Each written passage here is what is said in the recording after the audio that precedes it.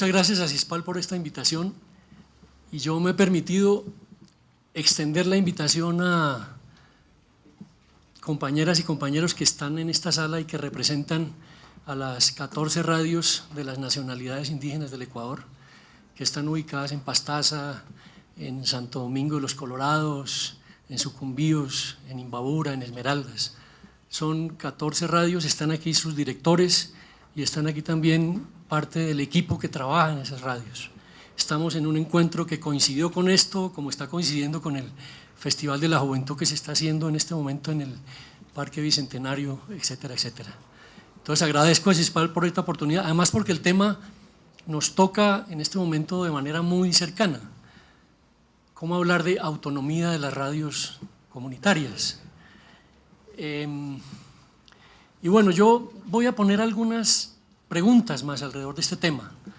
Si uno se ciñe un poco a que la autonomía es esta capacidad que tenemos de tomar un poco decisiones sin influencias externas y tomar un poco decisiones autónomamente sin muchas influencias. Entonces la pregunta es, y concreto, ¿cómo están tomando en este momento las decisiones? Y yo voy a hablar específicamente desde el proyecto en el cual tengo la suerte ahora de estar vinculado, cómo se están tomando las decisiones en las radios comunitarias del proyecto de la Secretaría Nacional de Gestión Política, que son 14 radios que están acá y 40 radios que vamos a instalar el año entrante. Y desde qué autonomía se están tomando, si hay suficiente libertad para tomar decisiones responsablemente y tomar decisiones desde las miradas de estas nacionalidades, desde sus propios procesos de decisión, desde sus propios modelos de vida, desde sus propias necesidades y desde sus propias maneras de hacer comunicación. Pienso que por ahí va para mí la reflexión. Y eso, si está siendo o no está siendo posible en el escenario que estamos viviendo en el Ecuador, que creo que independientemente de nuestras percepciones y posiciones políticas frente a lo que está pasando en Ecuador están pasando cosas. Hay una nueva constitución, una nueva normatividad, hay cambios físicos evidentes, hay cambios en las formas del ejercicio del poder, que tiene que ver mucho con la autonomía. Entonces es uno de los puntos que a mí me parece importante resaltar, o sea, ¿cuál es la relación entre este ejercicio que las nacionalidades en sus proyectos de comunicación que obviamente en el caso de este proyecto están siendo animados, están siendo corresponsablemente desarrollados por el Estado y por las organizaciones? El año entrante vamos a tener organizaciones no solamente de comunidades indígenas, sino que se van a asignar frecuencias a pueblos afroecuatorianos, a pueblos montubios y a otras comunidades indígenas de la Sierra Centro, y esperamos que para el año 2015 existan 54 radios animadas y acompañadas corresponsablemente por el Estado. Cuando digo corresponsablemente por el Estado, ahí comienza a saltar la pregunta sobre la autonomía. El Estado va a controlar, el Estado va a marcar la pauta, el Estado va a diseñar sus proyectos de comunicación. En eso estamos y hacia allá voy. Y eso tiene que ver con cómo estamos viviendo los cambios que se dan en Ecuador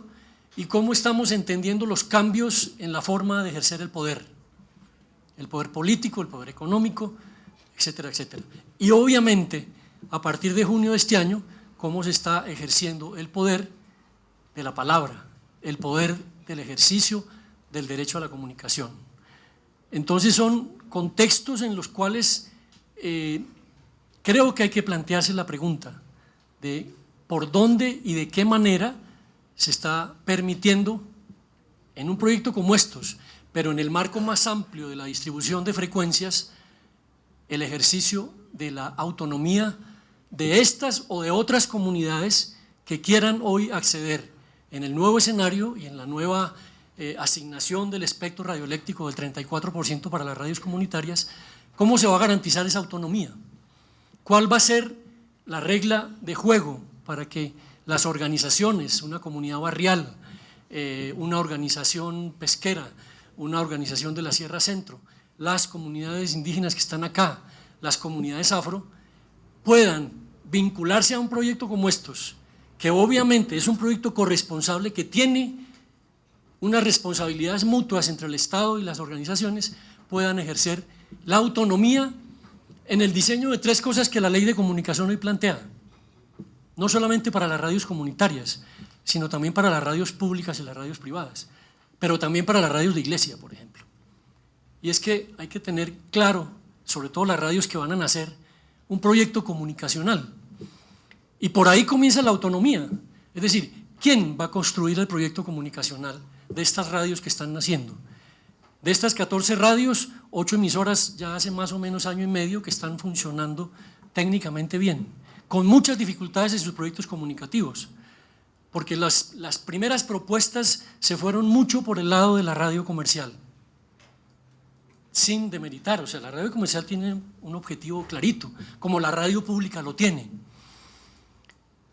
Pero entonces, ¿cuál es la particularidad de un proyecto comunicacional comunitario? Entonces, ¿desde dónde ejercemos la autonomía para diseñar nuestro propio proyecto comunicacional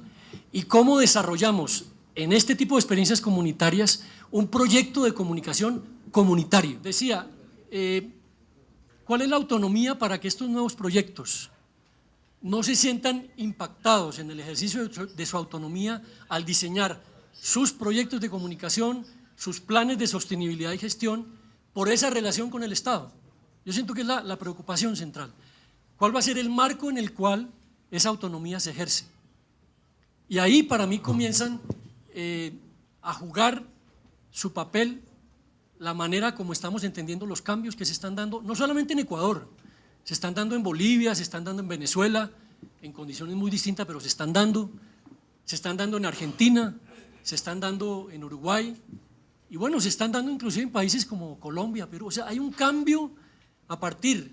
de lo que en América Latina se está generando en el terreno de la comunicación y especialmente con la ley de comunicación que se aprobó en el Ecuador, que yo creo que para las personas que están acá es claro que esta ley se planteó desde el ejercicio del derecho a la comunicación y no reglamenta únicamente el tema mediático, no es una ley de medios, es una ley de comunicación y hay una gran diferencia práctica cotidiana. No se está planteando solamente el uso de las tecnologías, se está planteando el uso de desde dónde estamos utilizando las tecnologías, desde qué postura política, desde qué postura del poder, desde qué manera de entender los modelos de vida. Y ahí comienza entonces uno a plantearse en el trabajo cotidiano que uno tiene con estos compañeros y con los compañeros que van a venir en las radios futuras, es cómo articula uno esa práctica de la construcción de los proyectos comunicacionales de estas radios, que no es fácil. Es decir, las radios, después de recibir todo un apoyo corresponsable en la instalación de sus estudios, en la instalación de sus transmisores, en la capacitación de los equipos que CIESPAL en eso estuvo apoyando bastante, y muchas de las personas que se capacitaron, por ejemplo, hace 2 o 3 años, ya no están en las emisoras. Y no están en las emisoras porque las radios están enfrentando un problema del plan de gestión y sostenibilidad que es complejo. Y la historia de las radios comunitarias y de las radios populares nos dan un poco muchos horizontes, pero ese es uno de los quebraderos de cabeza de los proyectos comunitarios. Porque hay veces pensamos también que el modelo de gestión de estas radios tiene que ser un modelo empresarial, comercial, y algo de cierto hay, pero también tiene que ser un modelo de sostenibilidad comunitario, donde las comunidades y las radios comunitarias dan muchos caminos para lograrlo. Cuando la radio no pasa a ser una radio de una dirigencia, ni de los altos mandos de las organizaciones cualquiera que ésta sea, o de los altos mandos de organizaciones como la iglesia, como ONGs, como partidos, cuando la radio no pasa a ser un poder de esas instancias, el reto es cómo ejercemos la autonomía para que sean las comunidades representadas, pero la gente de las comunidades, las que pensamos cuando diseñamos el proyecto comunicativo. Entonces, la fuerza de una radio comunitaria creo que está en la capacidad para que vinculemos a las comunidades, pero no solamente como oyentes,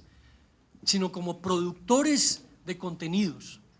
Eso es un proyecto, me parece a mí que es la particularidad del proyecto comunicativo, y en donde está el componente central de la autonomía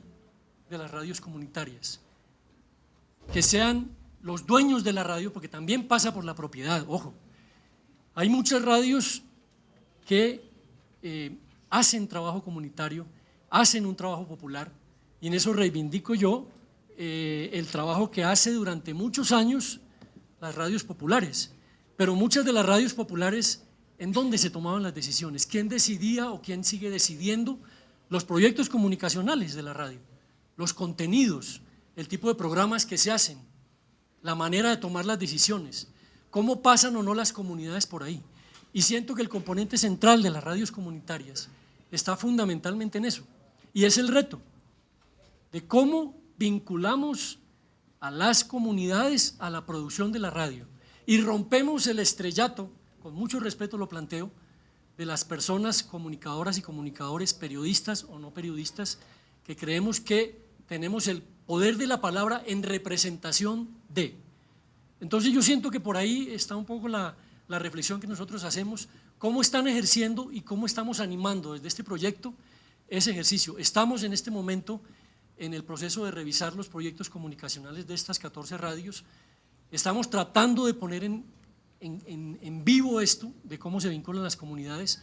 Tenemos el reto de aprender de estas 14 radios y tratar de aplicar la construcción de los proyectos comunicativos de las próximas 40 radios con esa mirada y en el escenario de cambio que estamos viviendo en Ecuador.